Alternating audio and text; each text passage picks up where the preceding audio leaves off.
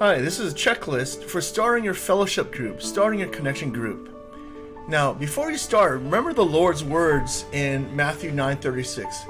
He was grieved and he felt compassion because he saw people as sheep without a shepherd. So when you step up as core team leaders, you're doing something that matters to the Lord. He wants his people to be safe in their flock, in a spiritual covering where you pray for them as their fellowship leaders, okay? And so, thank you for stepping up. This is designed to help you walk through this process steadily so you don't get stuck on anything. So I'm just going to go through this very quickly. The first thing you're going to do is build your core team. Your first priority is to come together. And remember, when you come together and select who wants to share in this labor, this is a spiritual thing you're doing. You're choosing, so you consider your calling as leaders, and also be sure to invite others to make sure that your team is complete, because your core team is going to be the foundation for your group. And the reason is this: when you gather a fellowship group, you're engaging in spiritual battle. And so you need to protect each other and support each other and encourage each other. So your team matters. So gather them. And also finally, as you know who is together on your team, present yourselves to the Lord in prayer, because that's how you have power before the Lord. When the early church prayed at Pentecost, presented themselves to the Lord, he answered with a mighty wind, with the Holy Spirit.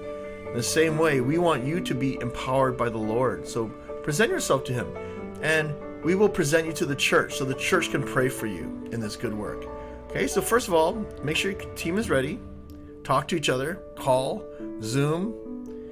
The next step is, as you gather, start to prepare your fellowship. In other words, what do you guys want prayerfully? What is on your heart? Psalm 37:4. What is on your heart that you want to see happen for the good of your families, for the good of your people?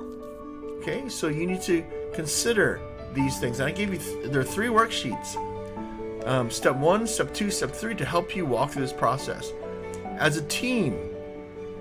So right here, these 3 steps, you can walk through these together. Meet in person, go on Zoom, but first you'll talk about preparing your fellowship. That is, you'll talk about the issues that you need to be in agreement on. How will you be devoted to each other?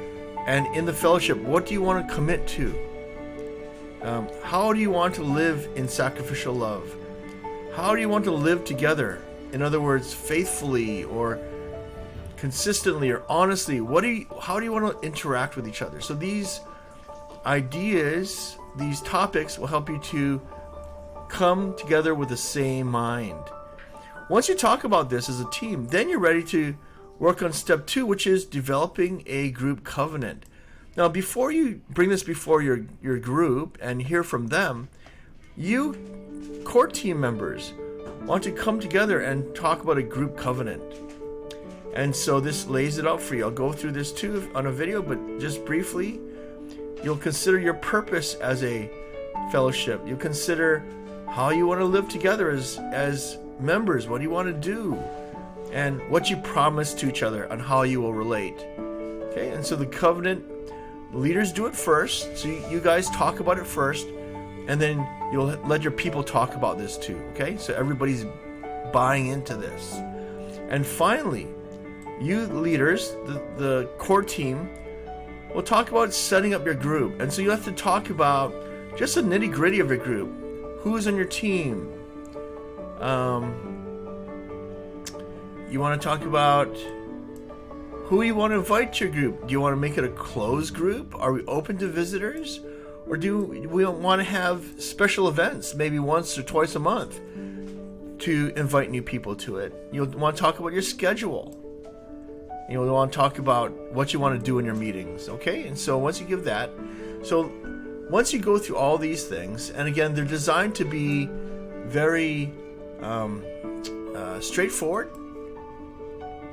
back to the checklist. So once you go through these steps, then notice this.